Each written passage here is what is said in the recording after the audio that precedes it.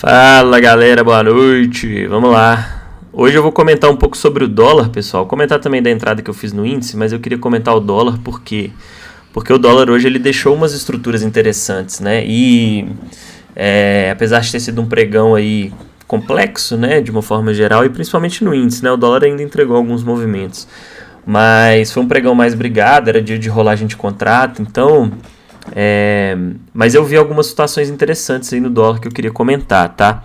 Para começar, pessoal, onde que o dólar tava, tá? E aí eu vou pro WDO Fut aqui, porque senão, né, a gente não vai ter aí a série histórica. Deixa eu tirar essas retrações todas aqui. Pelo gráfico diário, ó, a gente vê que o dólar ele tava numa região, né, de briga. Por quê? Se a gente pegar, ó, olha isso aqui, pessoal. Toda essa região aqui de máximas, ó. Olha quantas vezes o dólar rejeitou nessa região, tá? Além disso, o que a gente tinha aqui? A gente tinha uma média de 50 pressionando o dólar para baixo. Eu destaquei isso no início do pregão, tá? Nos stories, falando que o dólar estava numa regiãozinha complicada, apesar dele vir aí, né, de uma estrutura aí de alta, topos e fundos ascendentes, ativando pivô, ele chegou numa região complicada. Inclusive, olha o fechamento do dólar hoje, como ficou feio, né? Tá? Então, além disso, tudo, né? Se a gente pegar a retração aqui desse movimento, ó, tá? De todo esse movimento aqui, a gente vê que ele estava próximo aí, né? Aqui tem uma retração de 38,2% e 50%. Então, era uma região aí a se ficar atento, tá? No dólar, ó. Toda essa faixa aqui, beleza? Pelo gráfico diário.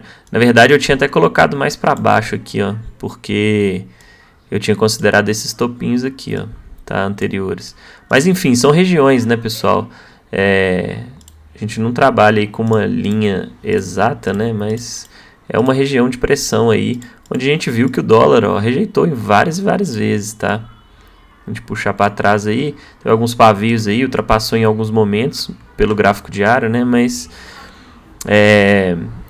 de certa forma era uma região aí de briga, tá? Para o dólar. Pelo Intra 60, então, ó, a gente já tinha, né, essa região aqui mapeada, beleza? E aí quando a gente vai para o Intra 5, o que a gente tem aqui no dólar, tá? No início do dia, ó, ele abriu em gap de alta, e aí o que a gente faz, né? Ele deu essa primeira puxada, a gente já traça retrações aí do Fibogap, tá? Então, ó, a gente já consegue ver que o dólar ele iniciou o dia, né? Eu vou tirar essa faixa em rosa aqui. O que era isso que eu tinha deixado? Era a máxima do pregão anterior, ó. Ele ficou brigando nessa região, mas logo na abertura ele já rompeu, né, pessoal? Então, a minha expectativa no início do pregão era ele fazer uma troca de polaridade aqui. Quando ele rompeu para cima e rompeu para baixo, para mim já descaracteriza aí, né, como uma possível zona de pressão, tá? Porque aí já rompeu para cima, rompeu para baixo, fica complicado, né? Então, ó, o que a gente tinha aqui, tá? Retrações aí do Fibogap, beleza? Essa primeira puxada inicial, logo no início do pregão, ó, ele deixa uma rejeição muito forte, né? Nesse candle aqui, indicando que esse movimento aqui não iria ser fácil, né, do dólar seguir subindo aí forte, tá? E que ele poderia inclusive vir fechar o gap aqui embaixo, beleza? Se a gente pegar pela ótica dos blended candles, né, que seria juntar aí vários candles e juntar esses três primeiros candles aqui, ó, que formariam lá o primeiro candle, né, dos 15 minutos, o que a gente ia ter, pessoal? A gente ia ter a abertura nessa região aqui, né? A gente ia ter o fechamento nessa região aqui, ó, tá? Do último candle. Então a gente teria mais ou menos isso aqui, ó, tá? E a máxima lá em cima, né? Então a gente teria um longo pavio aí, tá? Superior, beleza? E um paviozinho aqui para baixo, ó. Então pelo Intra 15 a gente consegue ver exatamente esse candle aqui, ó. Um candle de forte rejeição já nos primeiros 15 minutos. Por quê? Né? A abertura do primeiro candle foi aqui, tá? O fechamento do último candle foi aqui, tá? Então, ó, abertura, fechamento aqui, ficou faltando um pouquinho, mas deu para entender, né? A máxima lá em cima, tá? Máxima aqui em cima, que foi a máxima desse candle aqui. E a mínima aqui embaixo, ó, a mínimazinha desse primeiro candle aí dos primeiros 5 minutos. Então, nos 15 minutos, a gente tem esse candlezão aqui, ó, tá? De rejeição. Quando ele fez isso, o que ele já faz, né? Logo na sequência? Ele deixa já um micro pivô aqui de baixa, né? Ó, forma aí um topinho mais baixo. Deixa aí mais um candle demonstrando bastante pressão de venda aqui, tá? Inclusive abre venda aqui abaixo. Por que eu não peguei? Hoje era dia de rolagem de contrato, pessoal. E eu imaginei que o dólar poderia ficar mais travado, tá?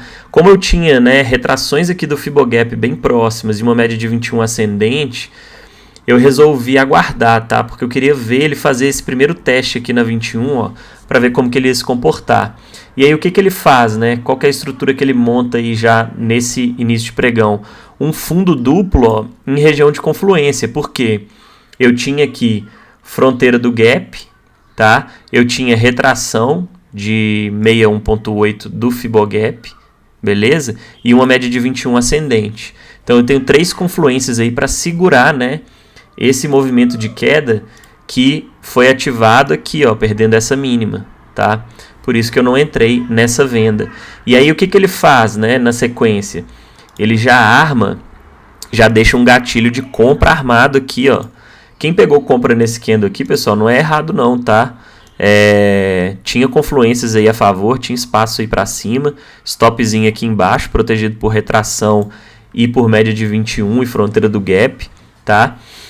E desenvolveu um bom movimento. Eu não peguei essa entrada aqui porque essas rejeições aqui foram muito fortes, então eu fiquei assim, cara, será que o dólar vai ter força mesmo para subir depois desse tanto de rejeição? Eu ainda estava um pouco ali enviesado para venda no dólar, porque o índice também estava numa região muito forte de suporte, né, pessoal? Então, eu imaginei que ele poderia fazer o quê? Ele veio aqui testar essa região, veio testar a média de 21, tá? Forma aí um topo descendente e entrega um pivô de baixo, tá? Eu ainda estava com essa expectativa, tanto que se a gente pegar aqui, ó, tá? A gente vê que ele fez, né, um topo mais baixo quando ele deixa aqui, ó, tá? Essa região aqui, ó, o que ele fez? Topo 1, topo 2, mais baixo, topos descendentes, tá? E nesse momento é o que eu falo, né? É complicado a gente sair comprando contra topos descendentes, tá, pessoal? A gente tem que tomar cuidado com isso, porque a gente tem que ficar atento, né? O que o preço está mostrando para a gente, a estrutura que ele está formando. Porque aqui ele poderia estar formando um topo mais baixo para pivotar, né? E aí, perdendo essa região aqui, ele poderia entregar um movimento acentuado de queda, que ele só foi entregar lá no final do dia, né? Mais pro final da tarde, tá? Então, uma coisa que eu gosto de analisar depois de gaps, né? Aqui até que não foi um gap tão amplo, mas depois de gaps amplos eu gosto de esperar um duplo teste nas médias, tá, pessoal? Que seja na média de 21, na média de 9, porque aí se ele deixa, né, uma estrutura ancorada pela média, que foi o que ele fez aqui na sequência, a gente tem uma segurança maior para atuar a favor do gap, tá? E aí por que eu destaquei, né? Quando eu fiz as análises lá no Stories, eu falei assim, pessoal, se o dólar superar essa região aqui, ó, eu até coloquei a linha vermelha lá, depois vocês voltam lá nos Stories, vocês vão conseguir ver, tá? Se o dólar superar essa região aqui, eu acredito que ele pode acelerar no movimento de alta. Por que eu falei isso e qual que foi a minha visão aqui, né? Se ele superasse essa região aqui, pessoal, ele ia estar quebrando uma estrutura, e aí, né, é o que a gente tem que ver, ó, ele ia estar quebrando a estrutura de topos descendentes, né? Ele testou a 21, formou um topo mais baixo que o topo anterior aqui, ó, tá? Topo 1, topo 2. Então, se ele superasse, né, essas máximas aqui, eu acreditava que ele poderia acelerar o movimento. Por quê? Porque muito provavelmente ele estaria falhando um possível pivô de baixa aqui, ó, tá? Por topos descendentes.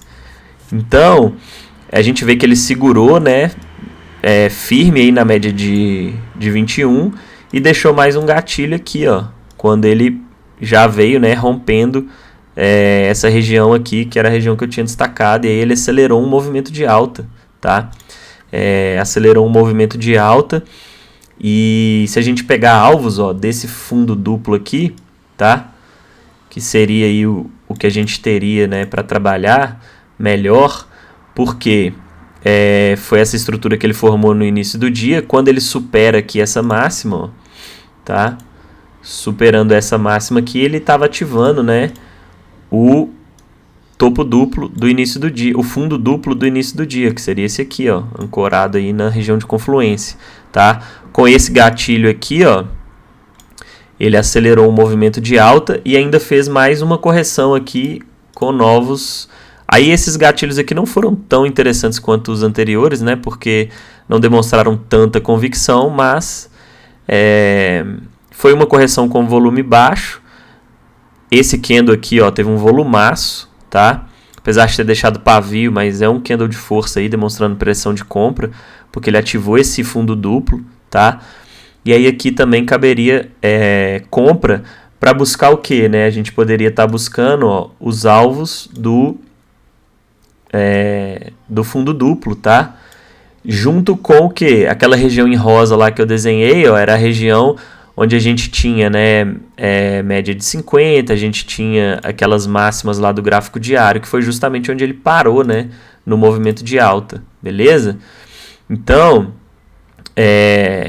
esse movimento aqui do dólar, ó, quem pegou aqui embaixo, né, chegou a pagar aí 63 pontos, e nesse gatilho aqui chegou a pagar 50, e aqui 40 pontos, tá? Então um baita de um movimento que o dólar entregou aí hoje, tá, pessoal? E aí depois, ó, o que a gente faz? Você vai sair vendendo aqui porque ele chegou numa região de resistência lá? Não, né? Eu não gosto de fazer isso, tá, pessoal? A não ser que tivesse aqui uma média de 200, cortando, uma retração relevante, tá? De FIBO, pelo menos 50% ali, 61,8%. E região de máximas lá de resistência, aí beleza, aí você pode ir num contra-tendência aí já pegando. Mas eu não gosto de já bater venda porque ele pode simplesmente, né, vir corrigir aqui.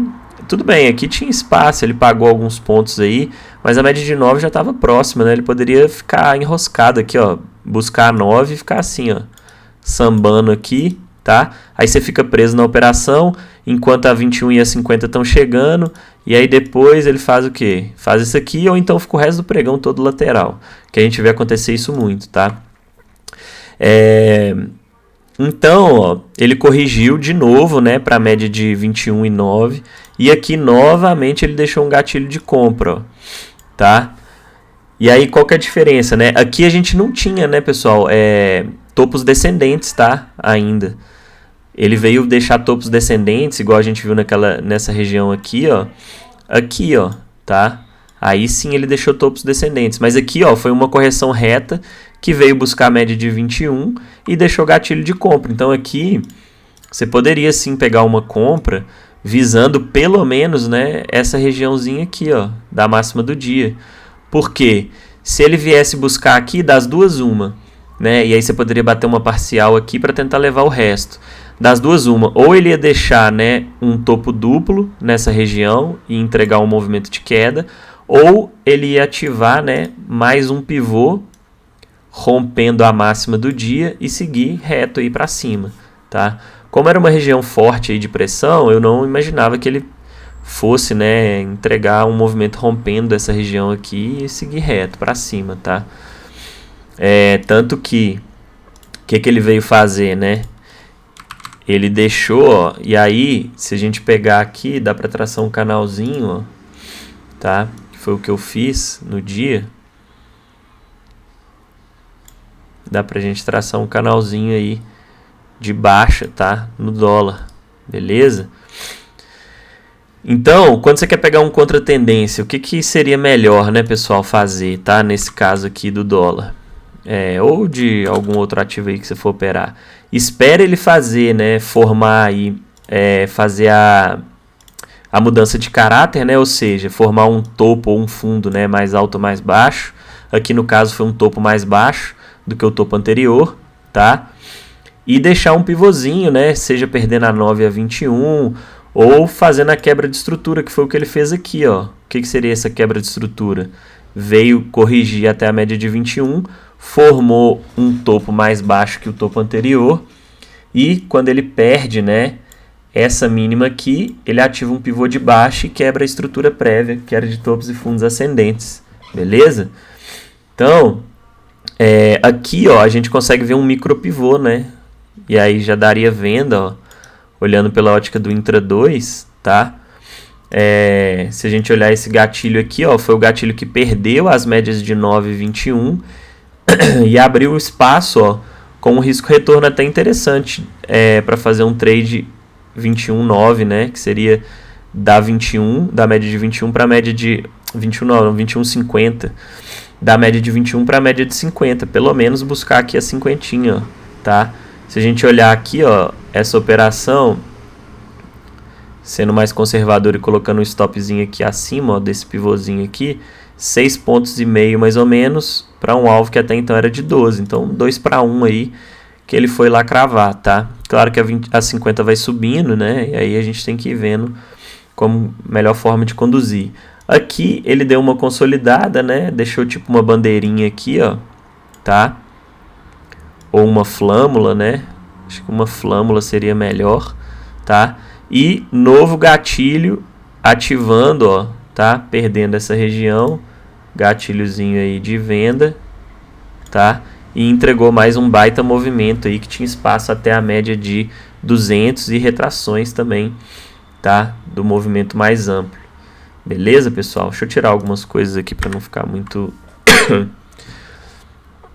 muito rabiscado, tá?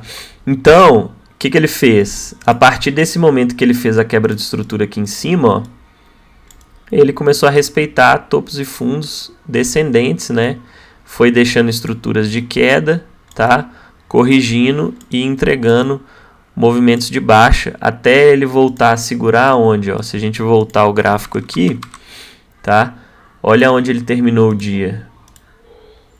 Fronteira de gap com essa região aqui de retração. É claro que essa retração aqui foi do início do dia, tá, pessoal? Então, o que a gente faz? Ajustando, né, essa retração aqui agora, no pregão, tá? A gente traça ela assim, ó.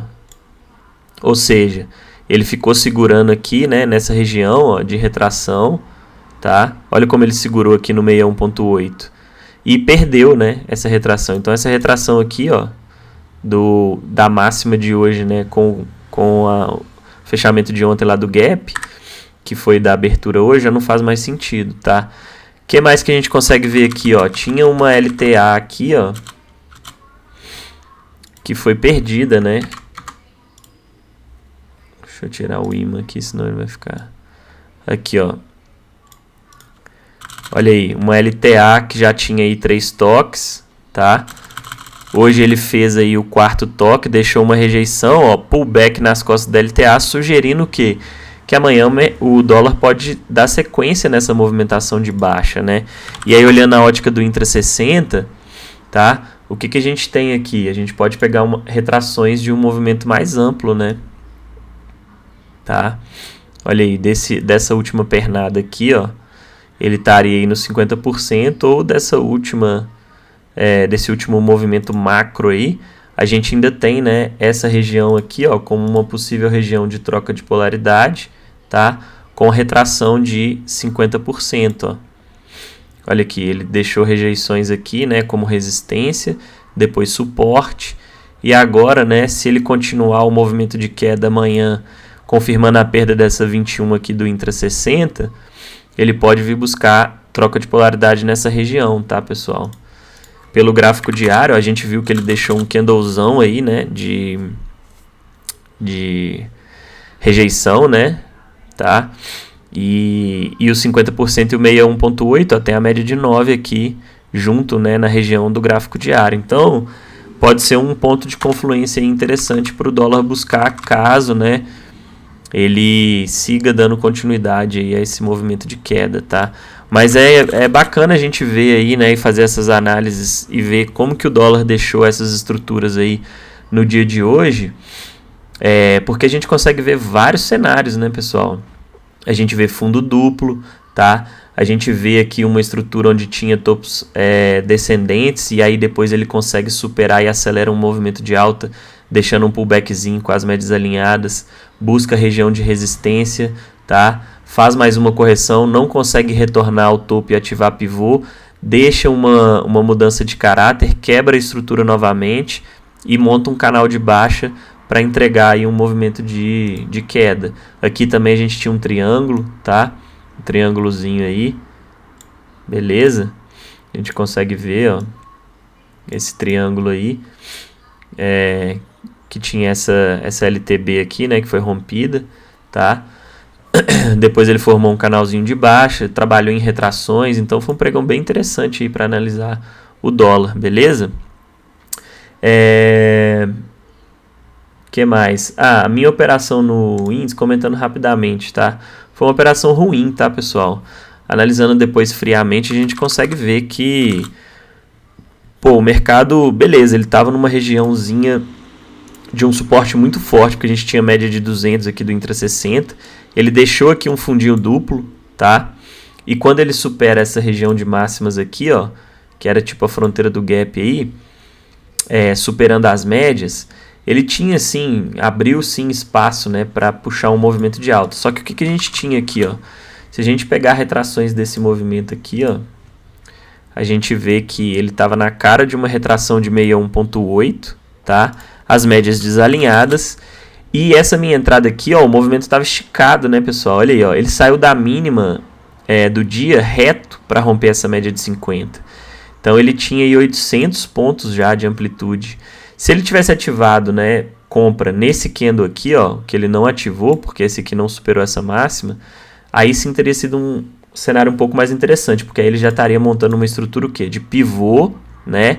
E uma correção pré-rompimento aí definitivo, né, dessas 50, tá? Para buscar a média de 200, que foi o que ele fez lá mais pro final do dia. Beleza? Mas a minha entrada aqui foi ruim, cara, e depois hoje, não sei, acabei ficando desatento e não me atentei a esses fatores, tá? Fui pegar essa comprinha aqui, sendo que já estava num movimento esticado, em um cenário complexo, próximo de uma... já tinha rompido a retração? Já, mas, pô, é região, né? Então o ideal seria o que? Aguardar, né? Ele corrigir para aí sim pegar um movimento mais seguro, caso ele superasse, né, essa máxima aqui, tá? Mesmo ele tendo formado, né, fundo duplo aqui, deixado estrutura, né, em cima de uma região de forte suporte, pelo intra 15 também a gente vê dois candles fortes aí, tá? A média de 21 aqui estava flat, então tinha espaço aí para ele romper aqui para cima, pelo menos até a média de 50. Mas assim, olhando o cenário como um todo, né, não foi uma entrada bacana não, tanto que o mercado enroscou aí, ficou horrível, né, hoje o índice, tá? Falhando muitos movimentos, segurou nessa região aqui, então não foi uma entrada bacana não. Às vezes a gente comete, né, pessoal, esses erros, por isso que a gente tem que anotar sempre, né, fazer diário de trade, estudar aí as operações, porque senão a gente vai cometer os mesmos erros. Hoje eu fiquei mais desatento, não me atentei aos fatores. Pô, olha o movimento como já estava esticado, não fez uma correção, né, antes de eu entrar aqui na compra, então fica complicado, tá? O ideal seria ter aguardado, ainda mais com o posicionamento das médias, né, muito emboladas, fica mais difícil de pegar esses movimentos aí, tá, pessoal? Foi um erro aí que eu cometi hoje, mas acontece, faz parte. Às vezes a gente vai nas análises ali rápidas que a gente tem que fazer no dia, cara, se deixa passar um detalhe igual hoje, né, a gente acaba entrando aí numa operação errada e acaba levando stop, tá? Mas o importante é ter a cabeça no lugar, né, para não sair. Em outros tempos, né, eu poderia querer descontar aí no mercado, ficar tentando operar aqui dentro, tá? E acabar batendo aí limite de loss ou até ultrapassando, enfim. Aí entra os famosos dias de fúria, né, que o pessoal fala tanto aí. E que a gente não pode deixar acontecer, porque a gente tem que fazer a leitura ali do gráfico de forma racional, tá? Interpretar, o gráfico é neutro, ele não tem sentimento nenhum, ele não vai querer te estopar só porque você entrou, enfim. você tem a sua leitura ali, a sua técnica, o seu operacional, você vai seguir ele, em alguns momentos vai dar stop. Essa entrada minha aqui foi ruim. Foi ruim. Eu não tenho medo de reconhecer, inclusive é importante a gente reconhecer nossos erros pra gente aprender, né, e não cometer novamente. Então, pô, a gente tem que ficar atento. Olha a amplitude do movimento aí. O movimento já tava quase 1000 pontos aí em um dia que já indicava ser um dia aí que poderia ficar travado, com médias emboladas, próximo de uma retração. A gente viu muita briga no início do pregão, né? Por mais que fosse um suporte forte aqui.